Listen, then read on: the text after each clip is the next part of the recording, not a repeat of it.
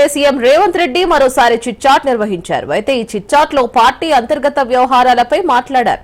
కొందరు పదవులు రాలేదని నోరు జారుతున్నారని చెప్పిన ముఖ్యమంత్రి రేవంత్ అలాంటి వాళ్లకు అవకాశాలు ఉండవని క్లారిటీ ఇచ్చారు. కొందరు ఎమ్మెల్యేలకు పొగరు పెరిగిందంటూ హాట్ కామెంట్స్ కూడా చేశారు. ఇక సీఎల్పీలో చెప్పిన ఎమ్మెల్యేల పనితీరు మారలేదంటూ మండిపడ్డారు. ఇప్పటికైనా ఎమ్మెల్యేలు హైదరాబాద్ లో టైం పాస్ చేయడం సరికాదని, పథకాలను ఎమ్మెల్యేలు ప్రజల్లోకి తీసుకువెళ్లాలని సీఎం రేవంత్ సూచించారు.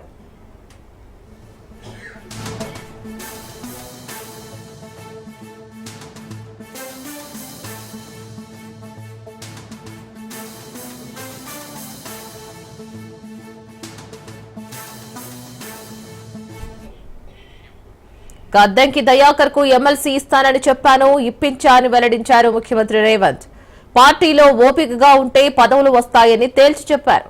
ఇష్టం వచ్చినట్లు మాట్లాడితే నష్టపోతారని కూడా సూచించారు. ఇంకా తాను 20 ఏళ్లు రాజకీయాల్లో ఉంటానని అన్నారు రేవంత్. చట్ట ప్రకారమే నడుచుకుంటానని తెలిపారు. అయితే తనకు అరెస్టులు చేయమని డిమాండ్లు వచ్చాయి. అయినా ఎవరిని అరెస్టు చేయలేదని అన్నారు ముఖ్యమంత్రి రేవంత్. చేసిన పనులు చెప్పుకోవడంలో వెనకపడ్డామని అన్నారు రేవంత్. ఇక అధికార యంత్రాంగాన్ని స్ట్రీమ్ లైన్ చేశామన్న రేవంత్ ఆప్షన్ లేక కొంతమంది అధికారులను కొనసాగిస్తున్నట్లు తెలిపారు.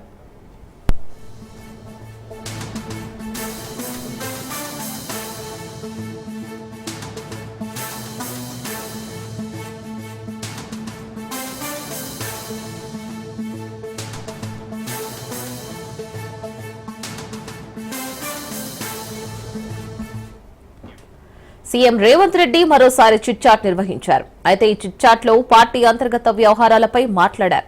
కొందరు పదవులు రాలేదని నోరు జారుతున్నారని చెప్పిన ముఖ్యమంత్రి అలాంటి వాళ్లకు అవకాశాలు ఉండవని క్లారిటీ ఇచ్చారు. కొందరు ఎమ్మెల్యేలకు పొగరు పెరిగిందంటూ హాట్ కామెంట్స్ చేశారు. ఇక సీఎల్పీలో చెప్పిన ఎమ్మెల్యేల పనితీరు మారలేదంటూ మండిపడ్డారు.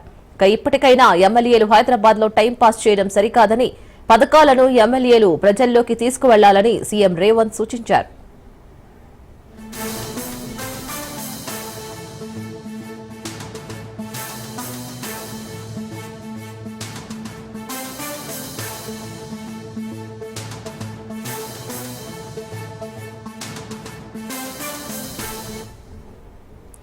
అద్దంకి దయాకర్ కు ఎమ్మెల్సీ ఇస్తానని చెప్పారు, ఇప్పించారని వెల్లడించారు.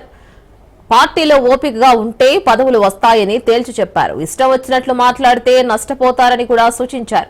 ఇంకా తాను 20 ఏళ్లు రాజకీయాల్లో ఉంటానని అన్నారు రేవంత్. చట్ట ప్రకారమే నడుచుకుంటారని తెలిపారు. అయితే తనకు అరెస్టులు చేయమని డిమాండ్లు కూడా వచ్చాయని, అయినా ఎవరిని అరెస్టు చేయలేదని అన్నారు ముఖ్యమంత్రి రేవంత్.